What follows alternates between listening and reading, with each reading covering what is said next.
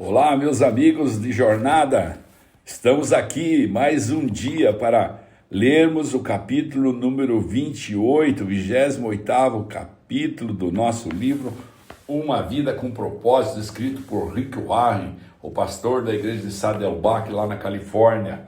Lindo livro até agora e especialmente instrutivo, definitivo em algumas situações para as nossas vidas. Hoje nós vamos terminar o processo da quarta sessão do livro, onde nós lemos e aprendemos sobre o propósito número 3.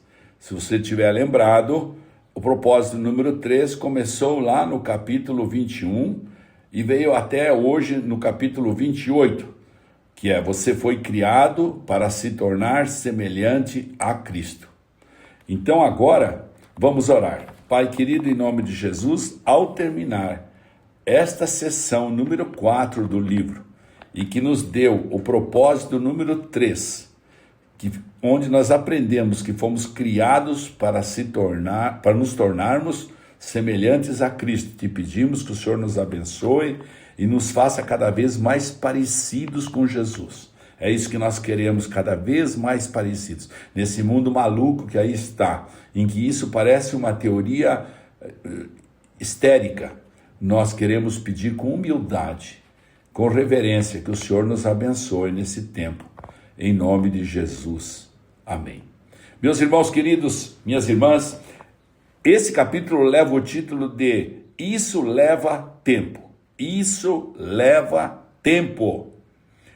Eclesiastes 3:1 está escrito: tudo na terra tem seu tempo próprio, seu momento apropriado.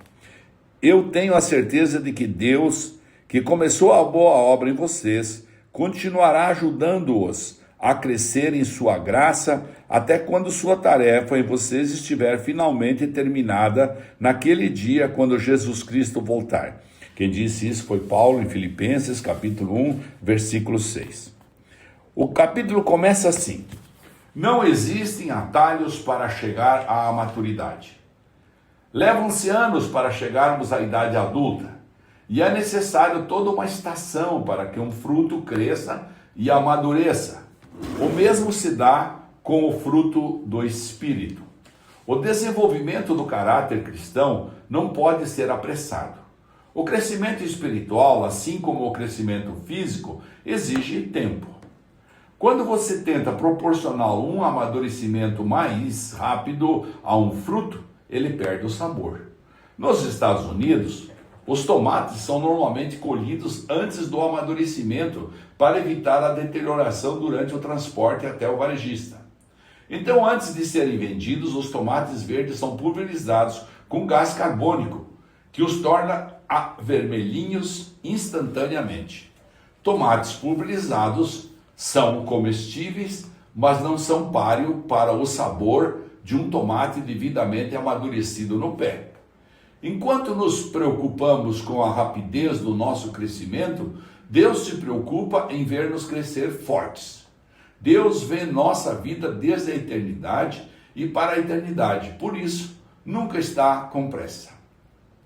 Lane Adams certa vez comparou o processo de crescimento espiritual com a estratégia usada pelos aliados durante a Segunda Guerra Mundial na libertação das ilhas do Pacífico Sul.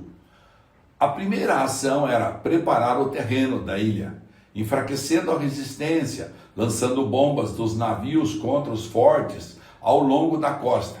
A seguir, um pequeno grupo de fuzileiros desembarcava e estabelecia uma cabeça de praia, minúscula parte da ilha que podiam controlar.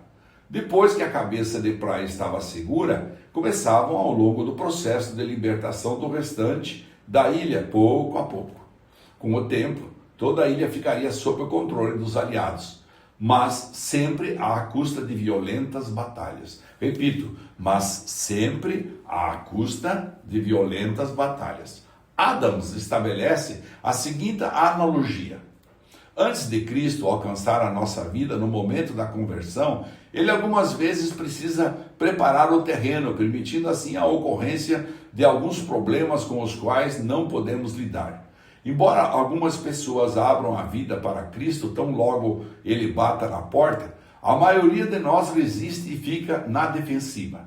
A experiência mais comum antes da conversão é ouvir Jesus dizendo: eis que estou à porta e bombardeio.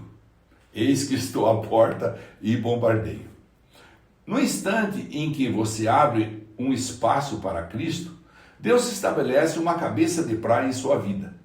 Você pode até imaginar que já entregou a vida inteiramente a Ele, mas a verdade é que há uma boa parte dela ainda que você nem mesmo conhece. Só se pode entregar a Deus aquela parte que consegue compreender. Só se pode entregar a Deus aquela parte que consegue compreender. Ótimo!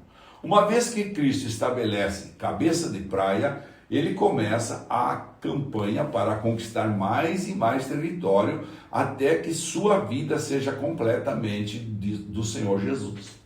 Batalhas se seguirão, mas a vitória é certa.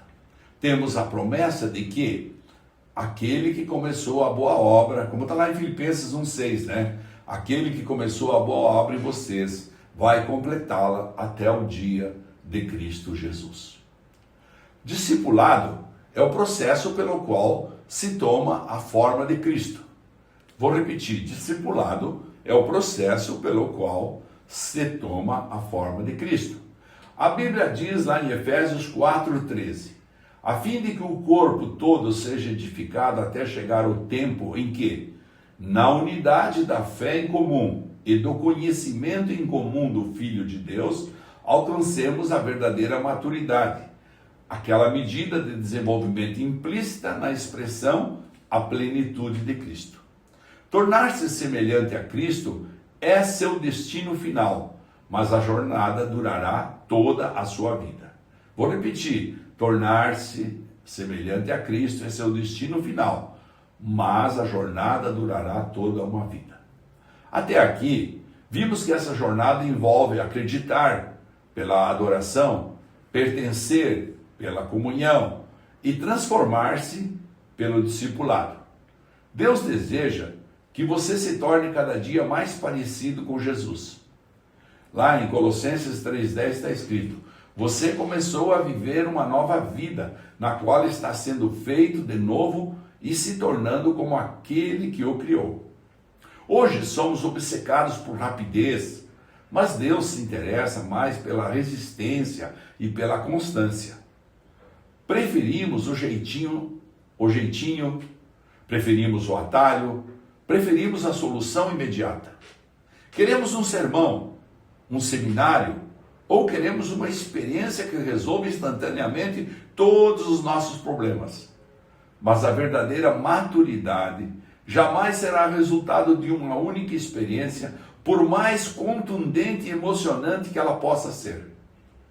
Crescer é um processo gradual. Repito, crescer é um processo gradual. A Bíblia diz em 2 Coríntios 3,18, somos transfigurados como o Messias, e nossa vida se torna cada vez mais deslumbrante e bela à medida que Deus entra em nossa vida e nos tornamos como Ele. Aí o autor coloca grifado aqui um subtítulo chamado Por que demora tanto tempo? Embora Deus possa nos transformar instantaneamente, Ele optou por desenvolver cada um de nós vagarosamente.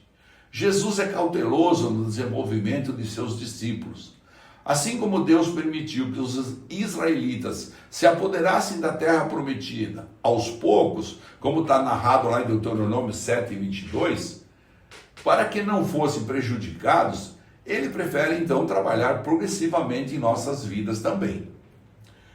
Por que levamos tanto tempo para mudar e crescer? Há vários motivos. Vamos aos motivos de por que levamos tanto tempo para mudar e crescer. Nosso aprendizado é lento. É comum termos de repetir uma lição 40 ou 50 vezes até realmente assimilá-la. Os problemas repetem-se periodicamente e pensamos, de novo não, já aprendi isso. Deus, porém, é quem de fato sabe do que precisamos. A história de Israel demonstra quão depressa nos esquecemos das lições que Deus nos ensina e a rapidez com que retornamos aos velhos padrões habituais de comportamento. Precisamos de reiteradas explicações, precisamos de repetidas palavras, repetidos sermões, porque nosso aprendizado é lento. Segundo aspecto, temos muito a desaprender. Muitos procuram o psicólogo por causa de um problema pessoal ou relacional que levou anos para se desenvolver e dizem: preciso que você resolva isso, tenho 1 hora.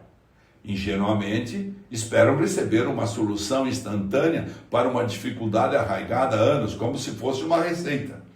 Como a maioria dos nossos problemas e todos os nossos hábitos ruins não se desenvolvem da noite para o dia, é impraticável imaginar que possam desaparecer num piscar de olhos. Não há uma pílula, não há uma oração, uma teoria que desfaça instantaneamente os danos causados por um longo período. É necessário um trabalho comprometido para todas as remoções e substituições necessárias. Vou repetir, é necessário um trabalho comprometido para todas as reações e substituições necessárias. É de glória em glória, né, meus irmãos? Dia após dia, é transformação contínua. A Bíblia chama isso de despir-se do velho homem, como está lá em Efésios 4, 22 a 25, e revestir-se do novo homem. Embora tenha recebido uma natureza inteiramente nova no momento da conversão, você ainda preserva antigos hábitos, padrões e práticas que precisam ser eliminados e substituídos. Outro aspecto, temos medo de humildemente encarar a verdade acerca de nós mesmos. Já destaquei que a verdade nos libertará, mas com frequência ela nos torna, antes de tudo, infelizes. O medo que podemos descobrir se encararmos honestamente os defeitos do nosso caráter nos mantém no cárcere da negação. Somente depois de permitir que Deus resplandeça a luz da sua verdade sobre nossas faltas, sobre nossos fracassos e sobre nossos traumas, é que podemos começar a trabalhar neles. É por isso que não podemos crescer sem uma postura humilde e receptiva ao ensino de Deus. Outro aspecto, crescer é quase sempre doloroso e até assustador. Crescer é quase sempre doloroso e assustador. Não há crescimento sem mudança.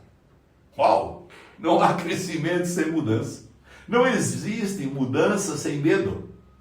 Ou não existe mudança sem perda. E não há perda sem dor. Toda mudança envolve algum tipo de perda e, consequentemente, algum tipo de dor. Você deve se livrar dos velhos hábitos para experimentar os novos hábitos.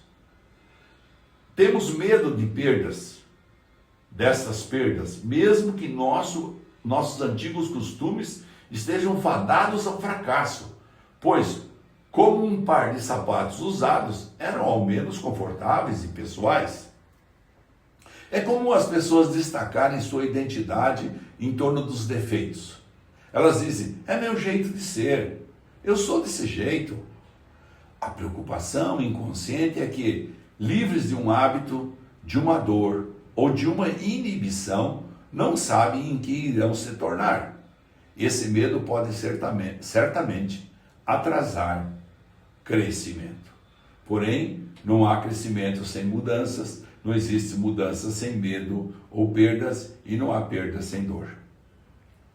Outro aspecto, hábitos levam tempo para se desenvolver. Lembre-se de que seu caráter é a soma total de seus hábitos. Você não pode se dizer gentil a menos que seja habitualmente gentil, isto é, alguém que demonstre gentileza sem nem mesmo pensar nisso. Você não pode afirmar que é íntegro a menos que tenha o hábito de ser honesto. O marido fiel à mulher apenas na maior parte do tempo não é de modo nenhum fiel. Os hábitos definem o caráter. Repito, os hábitos definem o caráter. Só há uma maneira de desenvolver os hábitos que resultam num caráter semelhante ao de Cristo, praticando. E isso leva tempo. Não existem hábitos instantâneos.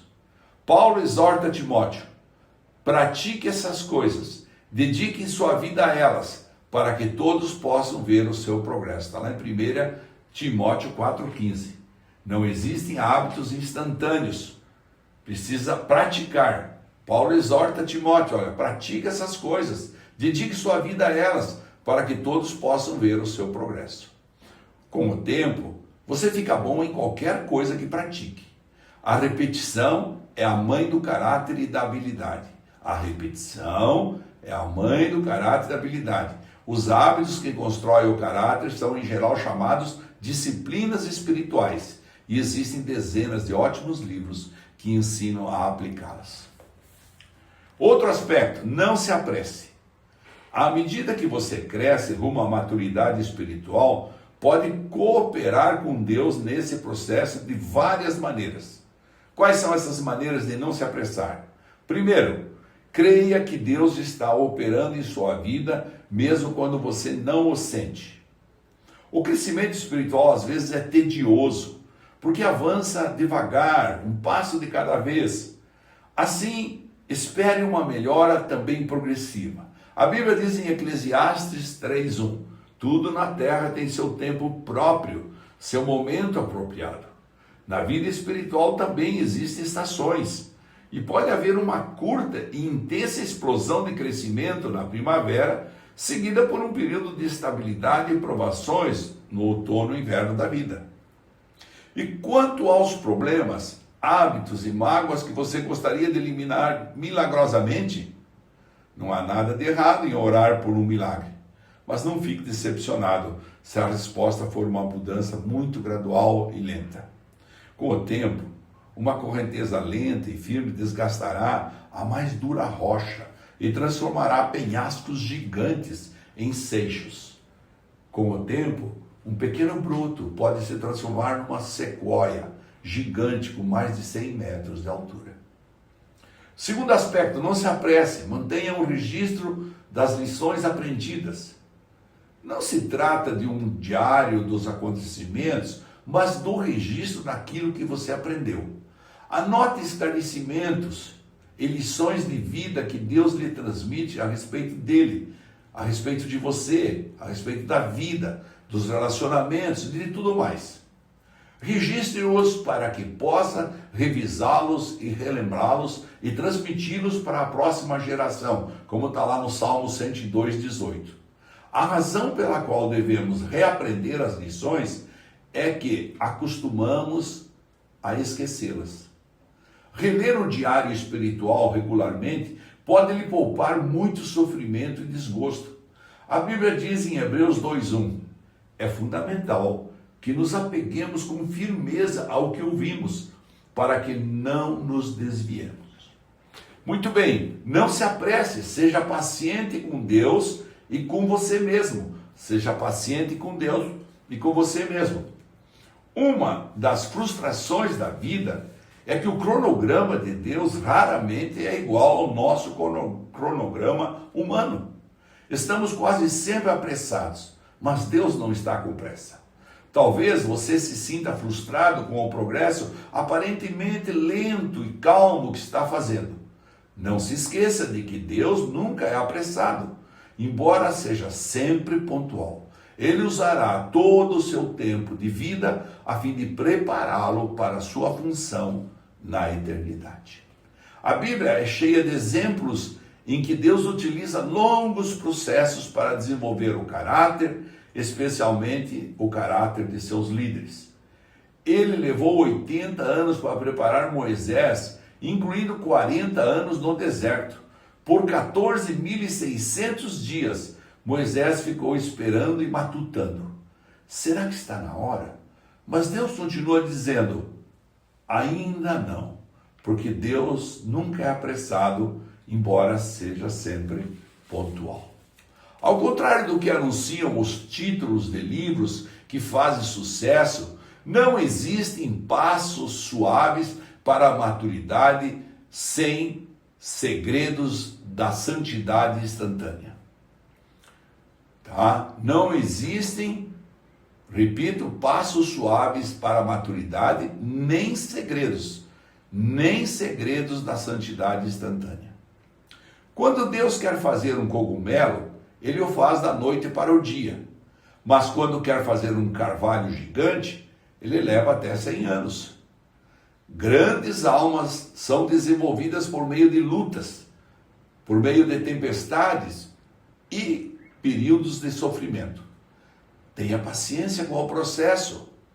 Tiago diz em Tiago 1,4: por isso, não desistam facilmente. Essa perseverança os ajudará a amadurecer e a desenvolver plenamente o caráter de vocês. Não se apresse, não desanime. Esse é o subtítulo, não desanime. Quando Abacuque ficou deprimido por achar que Deus não estava agindo rápido o suficiente, Deus lhe respondeu: essas coisas que planejei, porém, não acontecerão imediatamente. Devagar, mas com determinação, certamente vai se aproximando o tempo em que a visão será cumprida. Se aparentemente está demorando muito, não se desespere, porque tudo vai acontecer mesmo. Seja paciente. O cumprimento dessa promessa certamente ocorrerá e não se atrasará. Veja lá em Abacuque 2,3. O atraso nunca é uma negativa de Deus. Lembre-se de quanto você já passou, não de quanto terá de passar. Veja de quanto você já passou, não de quanto terá que passar. Você não está onde deseja estar, mas também não está onde costumava estar. Tempos atrás, alguns cristãos americanos usavam um broche com as letras P, B, P, G, lá. Significava: por favor, seja paciente, Deus ainda não concluiu a obra dele em mim. Deus também ainda não concluiu a obra dele em você. Então siga em frente. Até mesmo a lesma alcançou a arca por perseverar. Muito bem, irmãos, assim terminamos o capítulo do 28º dia e que fecha a 4ª sessão em que nós aprendemos que fomos criados para nos tornar semelhantes a Cristo. Aqui aprendemos a ter calma, não ter pressa, tudo vai dar certo, né? Vai dar tudo certo, agora vai, né? Pensando sobre meu propósito de vida para o dia 28, não existem atalhos para chegar à maturidade. Não existem atalhos. Tem que chegar à maturidade direto, com calma, uma experiência em cima da outra, né? Vai deixando a gente cada dia mais maduro. Filipenses 1,6 diz: Deus começou a fazer uma boa obra em vocês e tenho certeza de que Ele a continuará até que seja concluída, quando Jesus Cristo voltar outra vez. E a pergunta para meditarmos até amanhã, no 29º dia, quando vamos entrar na 5ª sessão do livro. Qual é a pergunta? Em que área do meu crescimento espiritual preciso ser mais paciente e persistente? Em que área do meu crescimento espiritual preciso ser mais paciente e persistente? Pense nisso. Qual é a área da sua vida que você precisa ser mais paciente e persistente? Que Deus possa lhe abençoar. Aliás, não só você, como a todas as pessoas desse grupo, eu oro a Deus para que, ao findar essa 4ª sessão, em que nós aprendemos o nosso 3º propósito de vida, que fomos criados para nos tornarmos, durante toda a nossa vida, transformados continuamente na imagem de Cristo, semelhantes a Cristo, nós possamos ver todas as pessoas aqui desse grupo sendo edificadas pelo teu amor, ver suas casas em paz, ver sua saúde física preservada, ver sua saúde emocional crescendo, ver sua maturidade sendo transformada em um ótimo caráter dia após dia e ver especialmente, Pai, eles felizes. Esse é o meu pedido ao Senhor. Torna felizes as pessoas desse grupo, em nome de Jesus. Amém.